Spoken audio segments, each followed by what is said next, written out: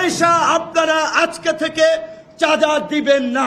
ঘুষখোরের অবস্থা 12টা বাজাই দেবো। প্রত্যেকটি রাজনৈতিক দল দায়ী। হঠাৎ করে ধোয়া তুলসী পাতা হয়ে গেছেন। পুলিশকে আমরা সংস্কারের দাবি তুলছি।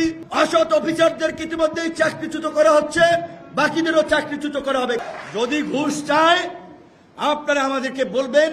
রাজনৈতিক দলগুলো বাংলাদেশকে যেই নরকের জায়গায় নিয়ে গেছে, এর জন্য প্রত্যেকটি রাজনৈতিক দল দায়ী। যারা ক্ষমতায় ছিলেন কেউ দায় এড়াতে পারবেন না। হঠাৎ করে ধোয়া তুলসী পাতা হয়ে গেছেন, একাধিকবার রাষ্ট্র পরিচালনা করেছেন। আজকে এখন আমি কথা বললে অনেকে মাইন্ড করবে, আবার আমার বিরুদ্ধে লেগে যাবে, কারণ তাদের পয়সাপাতি আছে, নিউজ করাইবে আমার বিরুদ্ধে, লোক লেলিয়ে দিবে। কাজেই সেই ক্ষেত্রে এখন আমাদের মতো ছোট মানুষের কথা বলা খুব ঝুঁকিপূর্ণ।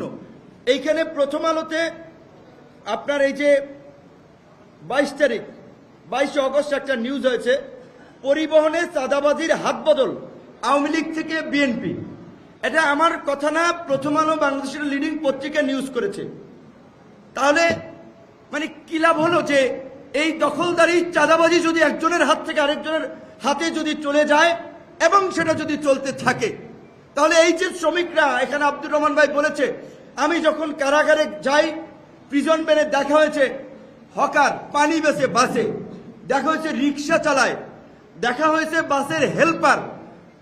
ছাত্রদের আন্দোলনকে অবশ্যই আমরা গ্লোরিফাই করছি, আমরা সম্মানিত করছি, টকশো করছি, কলাম লিখছি, তরুণদের নবজাগরণ, তারুণ্যের অদম্য শক্তি, এটা যেমন ঠিক, একই সাথে এই আন্দোলনে যে স্বাভাবিক ছাত্র জনতা শ্রমিকদের যে কন্ট্রিবিউশন, সেটা কোনোভাবেই অস্বীকার করা যায় না।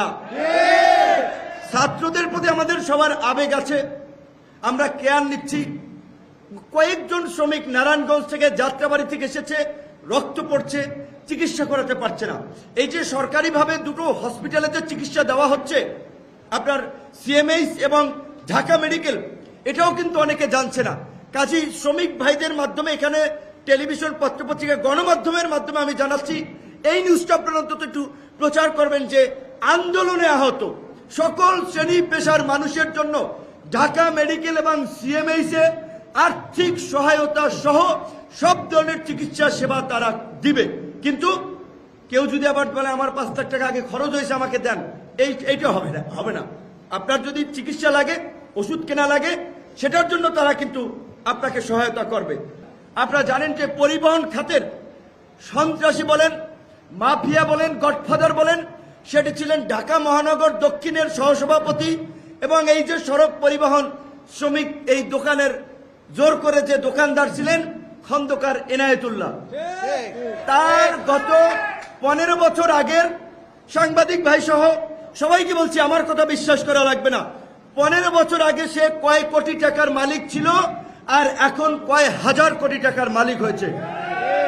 এখন এনায়েতুল্লাহ দেশ থেকে ভেগেছে, কিন্তু তার যে পরিবহন সহ হাজার হাজার কোটি টাকার প্রপার্টি আছে। ইতিমধ্যেই দেখতেছি পত্রপত্রিকায় নিউজ হচ্ছে, অনেকে নাম পরিবর্তন করে সেগুলো ভাগ বাটোয়ারা করে চালাচ্ছে। এবং এই এনায়েতুল্লাহ সহ এই যে শ্রমিকদের রক্ত চোষা মাফিয়া গ্যাং, তারা এই যে ইউনিক হাইটস ব্রক টাওয়ারে যে আপনার এই যে সড়ক পরিবহনের অফিস থেকে শুরু করে গুলিস্তান, মহাখালী, যাত্রাবাড়ি, সায়দাবাদ, গাবতলী সমস্ত অফিসগুলো কিন্তু আরেকটা দখলদার দখলে নিয়ে এনেছে। রাতারাতি কমিটি হয়ে গেছে। কিভাবে কমিটি হলো? কে তাদেরকে অথরাইজেশন করেছে? এই সমস্ত দখলদারদের বিরুদ্ধে মালিক শ্রমিকদেরকে ঐক্যবদ্ধভাবে লড়তে হবে। একটা পয়সা আপনারা আজকে থেকে চাঁদা দিবেন না, এক পয়সাও না। আমরা জানি এইটা ওপেন সিক্রেট ব্যাপার। পরিবহনের যে চাঁদা প্রতি বছর টিআইবির মতো একটি গবেষণা প্রতিষ্ঠান পরিষ্কারভাবে তথ্যের উপরে ডিপেন্ড করে বলেছে 1855 কোটি টাকা প্রতি বছর এই যে চাঁদা ওঠে এখান থেকে। এই চাঁদার ভাগ পায় কারা? Traffic police, BRTA, highway police, রাজনৈতিক দলের নেতৃবৃন্দ। কিন্তু বন্ধুগণ, এখন পুলিশকে আমরা সংস্কারের দাবি তুলছি।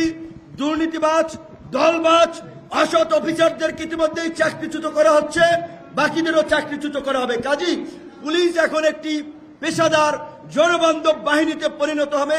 তার জন্যই আমরা রক্ত দিয়েছি, জীবন দিয়েছি। কোন পুলিশ ঘুষ খাবে না, অন্যায়ভাবে ট্রাফিকের কোন পুলিশ কিংবা থানা পুলিশ এখন থেকে 1 পয়সাও ঘুষ নেওয়ার সাহস দেখাবে না।